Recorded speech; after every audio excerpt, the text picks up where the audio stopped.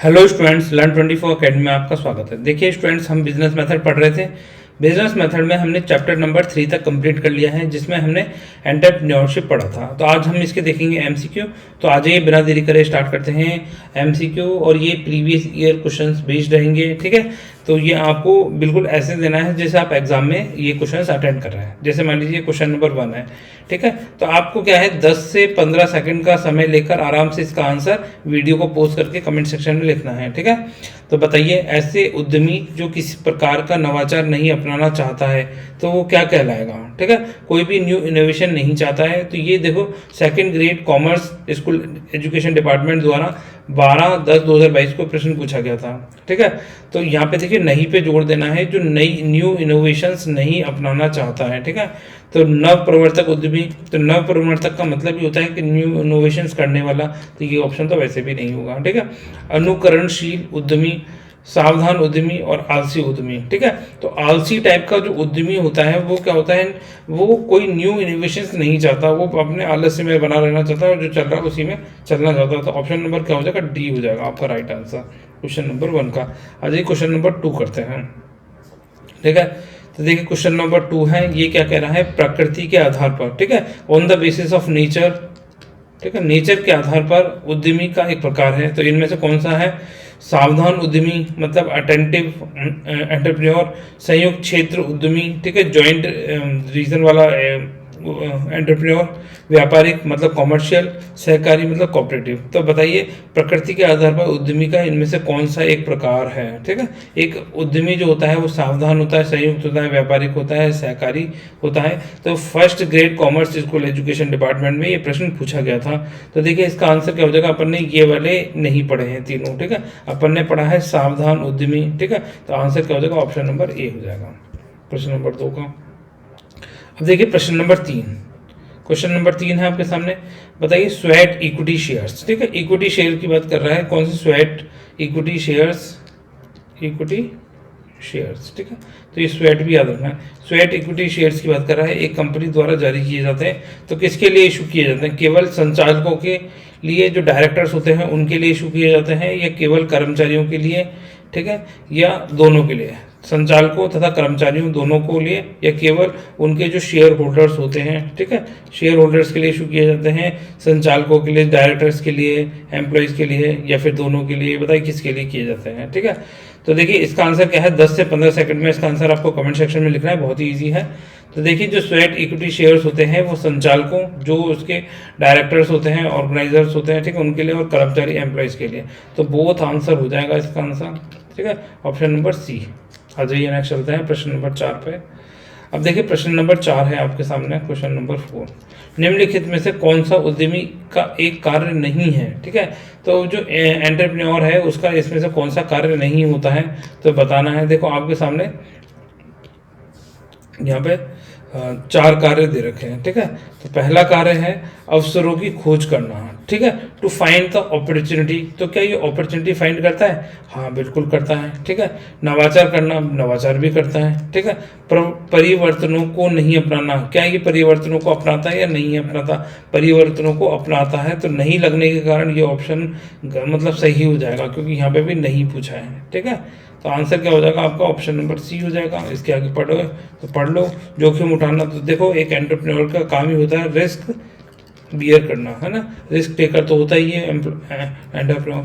अब देखिए प्रश्न नंबर 5, क्वेश्चन नंबर 5 करते हैं। एक जो एंटरप्रेन्योर होता है शब्द का प्रयोग सर्वप्रथम किस व्यक्ति ने किया था। ठीक है, तो first grade commerce school education department द्वारा ये प्रश्न पूछा गया था। तो ऑप्शन है JS मिल, रिचर्ड कैटलिन, FNH नाइट, ठीक है, जोसेफ सुम्पीटर। तो देखिए आपको क्या करना है, 10 से 15 सेकंड में इसका आंसर कमेंट सेक्शन में लिखना है, और मैं इसका आंसर आपको बताता हूँ। इसका आंसर हो जाएगा Richard Caitlin, option number B इसका राइट आंसर है। ठीक है, जिन बच्चों को नहीं पता है वो याद कर लीजिए। हाँ जी, प्रश्न नंबर 6 देखिए, क्वेश्चन नंबर 6। निम्नलिखित में से उद्यमिता की विशेषता नहीं है। ठीक है, एक जो एंटरप्रेन्योर होता है उसकी कौन सी क्वालिटी नहीं है इसमें से, ये प्राध्यापक, प्रिंसिपल स्कूल एग्जामिनेशन, 2020 में हुआ था, तो उसमें पूछा गया था नवाचार, क्या इनोवेशन करना एक उद्यमिता का काम होता है या नहीं? विशेषता है, हाँ है। संगठन दक्षता, ठीक है। उदासीन विचारधारा, जोखिम उठाना, ठीक है। रिस्क लेता है उद्यमी, लेता है। नवाचार करता है। संगठन दक्षता, हाँ, जो ऑर्गेनाइजेशंस हैं, है ना, उन सबको साथ लेके चलता है, बिल्कुल। तो उदासीन विचारधारा नहीं होती, उसकी विचारधारा कैसी होती है? एक्टिव विचारधारा होती है। तो आंसर क्या हो जाएगा? ऑप्शन नंबर सी ही आपका राइट आंसर हो जाएगा, ठीक है। इसकी विचारधारा कैसी होती है? हाईली एक्टिव होती है, तभी तो वो न्यू इनोवेशंस कर पाता है, ठीक है। उदासीन रहेगा तो कैसे वो नए इनोवेशंस कर पाएगा? उद्यमिता से आशय है। अब बताइए उद्यमिता मतलब एंटरप्रेन्योर से रिलेटेड क्या है इनमें से? 4 ऑप्शनों में से, ठीक है। तो ये भी प्रिंसिपल स्कूल एग्जामिनेशन में क्वेश्चन पूछा गया था।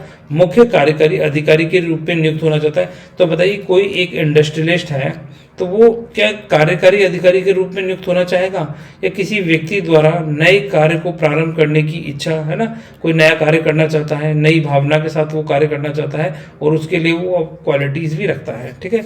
या सरकार में मंत्री पद पर लगना, ठीक है, कोई मिनिस्ट्रियल पोस्ट लेना चाहता है क्या ये, ठीक है, या उपरोक्त सभी? तो बताइए उपरोक्त सभी होगा, सरकार में मंत्री पद लेना चाहता है, या फिर किसी व्यक्ति द्वारा नए कार्य को प्रारंभ करने की इच्छा, भावना, योग्यता, या फिर मुख्य कार्यकारी अधिकारी को रूप में नियुक्त होना चाहता है। तो 15 से 20 सेकंड का समय लीजिए, आराम से 2-3 बार सोचिए और फिर इसका आंसर कमेंट सेक्शन में लिखें। बताइए क्या होगा आपके अकॉर्डिंग इसका आंसर। जब तक मैं इसका आंसर बताता हूँ आपको, 1 सेकेंड। देखिए इसका आंसर हो जाएगा ऑप्शन नंबर बी, ठीक है। उपरोक्त सभी नहीं होगा, सरकार में मंत्री पद के लिए नहीं होगा, मुख्य कार्यकारी अधिकारी के रूप में नियुक्त नहीं होना चाहता, जो जिसकी मतलब नए कार्य करने की उसकी भावना होती है, इच्छा होती है, वो योग्यता रखता है। यही एक इंडस्ट्रियल का क्या होता है, फैक्टर्स होते हैं, ठीक है, उसकी क्वालिटीज होती हैं। आ जाइए क्वेश्चन नंबर, ये कौन सा था? 6, ये 7 था, ठीक है। ये कौन सा हो गया? क्वेश्चन नंबर 7 हो गया। आ जाइए क्वेश्चन नंबर 8 करते हैं। अब बताइए क्वेश्चन नंबर 8, ठीक है। एक इंडस्ट्रियलिस्ट है, वो एंटरप्रेन्योर और प्रबंधक, मैनेजर समान शब्दावली है, ठीक है। तो ये भी प्रिंसिपल स्कूल एग्जामिनेशन में पूछा था। सही, गलत, आंशिक सही या उपरोक्त में से कोई नहीं। तो ये जो स्टेटमेंट आपके सामने लिखा हुआ है कि इंडस्ट्रियलिस्ट और मैनेजर, ठीक है, प्रबंधक कौन होता है? मैनेजर होता है, और ये एंटरप्रेन्योर होता है। तो एंटरप्रेन्योर और मैनेजर में समानता होती है। तो ये क्या स्टेटमेंट सही है या गलत है या आंशिक सही है? ठीक है, पार्शली सही मानोगे क्या? तो देखिए इसका आंसर मैं बताता हूँ, इसका आंसर हो जाएगा ऑप्शन नंबर बी, ठीक है। ये स्टेटमेंट गलत है, क्योंकि जो एक एंटरप्रेन्योर होता है और एक मैनेजर होता है, दोनों ही बिल्कुल अपोजिट होते हैं, ठीक है, दोनों समान नहीं होते हैं।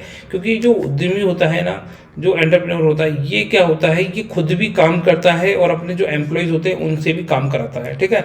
और जबकि मैनेजर का क्या काम होता है, ये खुद तो कोई काम नहीं करता है, पर ये अपने सबऑर्डिनेट से काम कराता है, मैनेजर एक्टिविटी। ये प्रॉफिट मेकिंग के लिए होता है इंडस्ट्रियलिस्ट, और मैनेजर किसके लिए होता है? ये सैलरी बेस्ड होता है, ये सैलरी लेते हैं, ठीक है।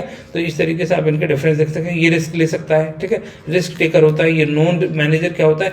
नॉन रिस्क टेकर होता है, ये रिस्क नहीं लेना चाहते हैं। तो इस तरीके से आप इनके डिफरेंस याद कर लीजिए, तो आप एग्जाम में क्वेश्चन कर जाएंगे। और जबकि ये क्वेश्चन आरपीएससी द्वारा पूछे जा चुके हैं इस तरह के क्वेश्चन, तो ऐसे ही क्वेश्चन आपके एग्जाम में भी देखने को मिलेंगे, ठीक है। अब देखिए प्रश्न नंबर 9, पेशेवर धन प्रबंधक हैं जो समता पूंजी के एक पुल से जोखिम उठाकर निवेशों पर उच्च दर पर लाभ हेतु निवेश करता है, ठीक है, हाई प्रॉफिट कमाने के लिए इन्वेस्टमेंट करता है। तो जूनियर अकाउंटेंट एग्जाम 2016 में प्रश्न पूछा गया।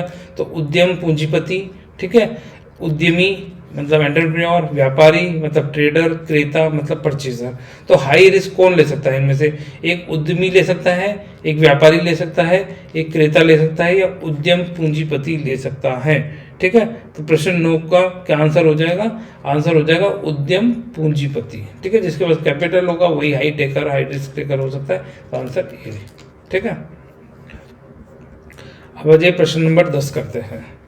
देखो क्वेश्चन नंबर 10, बताइए आलसी उद्यमी वे होते हैं जो टिके रहते हैं। Junior accountant exam 2016। तो आलसी उद्यमी की बात कर रहा है, कौन से होते हैं जो कहाँ टिके रहते हैं? जो टिके रहते हैं सरकार के नवाचार तथा विचारों पर, दूसरों की जीत पर, वातावरण के घटकों पर, या दूसरों के परिश्रम पर, ठीक है। तो प्रश्न नंबर 10, इसका आंसर बताइए कि आलसी उद्यमी जो होगा वो क्या करेगा, वो खुद काम करेगा या दूसरों के काम पे डिपेंड रहेगा। तो आंसर क्या हो जाएगा, दूसरों के परिश्रम पर टिका रहता है। Answer D is right answer. ठीक है, तो ये राइट हो जाएगा। जाइए नंबर 11 करते हैं, प्रश्न नंबर 11। अब देखिए प्रश्न 11, बताइए कथन है आपके सामने, जूनियर अकाउंटेंट एग्जाम 2016 में प्रश्न पूछा गया था। उद्यमी उद्योग विकास के बीज बोते हैं, उद्यमी निरंतर रूप से उपयोगिता की सृष्टि नहीं करते। अब निम्न में से किन कथनों के बारे में सही चुनाव कीजिए। ठीक है, एक और दो दोनों सही है, एक और दो दोनों सही नहीं है, केवल एक सही है, केवल दो सही है। अब देखिए बहुत ही इजी क्वेश्चन है, जूनियर अकाउंटेंट 2016 में पूछा गया क्वेश्चन है। अब इंडस्ट्रियलिस्ट की बात कर रहा है कि उद्यमी उद्योग विकास के बीज बोते हैं, तो हाँ बिल्कुल ये स्टेटमेंट राइट है। ठीक है, ये सही है। अब उद्यमी निरंतर रूप से उपयोगिता यूटिलिटी की सृष्टि नहीं करते, तो ये गलत हो जाएगा।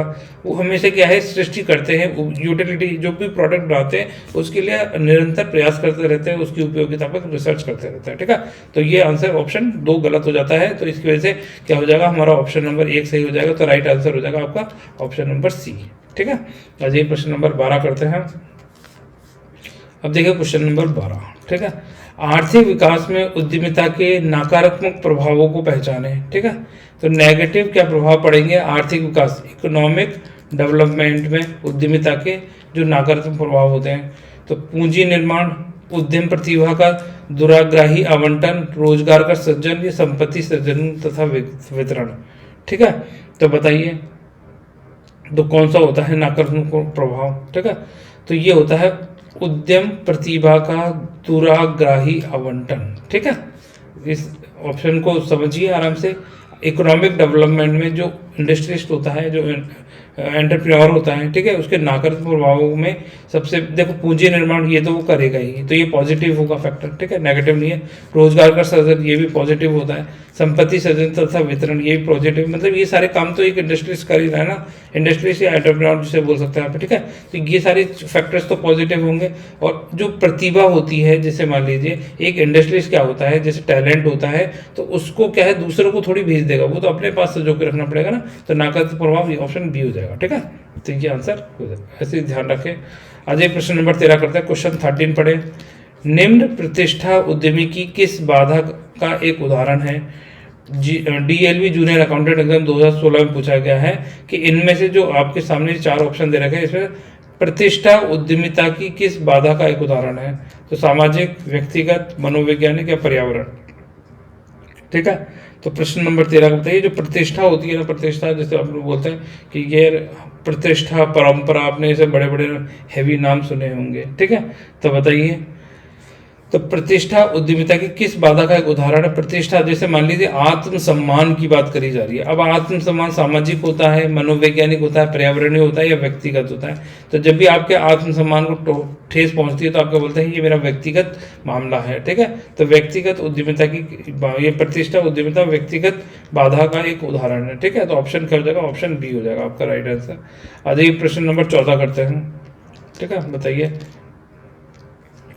उस व्यक्ति को क्या कहा जाता है जो किसी व्यवसाय को शुरू करने के लिए एक विचार सृजित करता है और फिर अपने विचार को व्यवसाय में बदल देता है। तो औद्योगिक उद्यमी, कॉर्पोरेट उद्यमी, ट्रेडिंग उद्यमी या व्यवसाय उद्यमी। ठीक है, थोड़ा सा ट्रिकी घुमा के पूछा गया है, तो आप यहाँ पे समझिए कि उस पर्सन के बारे में पूछा है जो किसी व्यवसाय, ठीक है, को शुरू करने के लिए विचार सृजित करता है। वो मतलब कुछ सोचता है, एक व्यवसाय मतलब है ना, कार्य करना चाहता है और अपने विचार को व्यवसाय में बदल देता है बाद में। ठीक है, जो विचार सोचा उसको बाद में व्यवसाय में कन्वर्ट कर दिया। तो ये क्या उद्योग लगा रहा है, कॉर्पोरेट है, ट्रेडिंग है, ये व्यवसाय उद्यमी कहलाएगा। ठीक है, तो बताइए प्रश्न नंबर 14 का आंसर क्या हो जाएगा। बताइए, यहाँ पे व्यवसाय लिखा हुआ है तो भाई यहाँ पे उद्योग हो सकता है नहीं, कॉर्पोरेट हो सकता है नहीं, ट्रेडिंग हो सकता है नहीं, तो यहाँ पे क्या होगा, व्यवसाय उद्यमी ही तो होगा। तो ऑप्शन नंबर डी हो जाएगा। बिल्कुल सिंपल सी चीज़ें हैं, ऐसे ही आते हैं क्वेश्चन सिंपल से, तो आप सिंपल तरीके से ही इनको करने की कोशिश करें। अब देखिए आज का ये लास्ट क्वेश्चन है, क्वेश्चन नंबर 15। ठीक है, तो इसका आंसर ये आपके लिए होमवर्क हो जाएगा। इसका आंसर तो आपको कमेंट सेक्शन में लिखना है। अगर ऊपर नहीं लिखे हैं और ऊपर आपने सारे क्वेश्चन के आंसर दिए हैं तो बहुत बढ़िया बात है ये। ठीक है, और अगर आपने सब आंसर सिर्फ देखे हैं तो इस क्वेश्चन का आंसर आप खुद से करने की कोशिश करें। उस एजेंट को क्या कहा जाता है? जो एक निश्चित कीमत पर उत्पादन के साधनों को एक नए उत्पाद में समायोजित करने के लिए खरीदता है। ठीक है, तो शेयर धारक, उद्योगपति, पूंजीवादी या उद्यमी। ठीक है, तो इसका आंसर कमेंट सेक्शन में लिखें। बिल्कुल इजी, बहुत ज़्यादा इजी। चल मैं आपको ये बोलूँ, ये 100% इजी क्वेश्चन है। ठीक है, आप बिल्कुल अगर 1% भी अपना IQ लेवल इस्तेमाल करेंगे तो इसका आंसर आप कमेंट सेक्शन में लिख देंगे। लपेटाबाजी करके भी आप इसका आंसर कमेंट सेक्शन में लिख सकते हैं। तो देखिए, लपेटा नहीं करना है, पर आप थोड़ा सोचेंगे तो आप आंसर तक पहुँच जाएंगे। ठीक है, तो स्टूडेंट्स, अगर आपको वीडियो पसंद आता है तो वीडियो को लाइक कर दीजिए, चैनल को सब्सक्राइब कर लीजिए। आपकी कोई क्वेरीज है, कोई सजेशन है तो उसके बारे में आप कमेंट सेक्शन में लिख सकते हैं। तो फिर स्टूडेंट मिलते हैं नेक्स्ट लेक्चर में, तब तक के लिए बाय। आप सब लोग खुश रहें, अपना ध्यान रखें।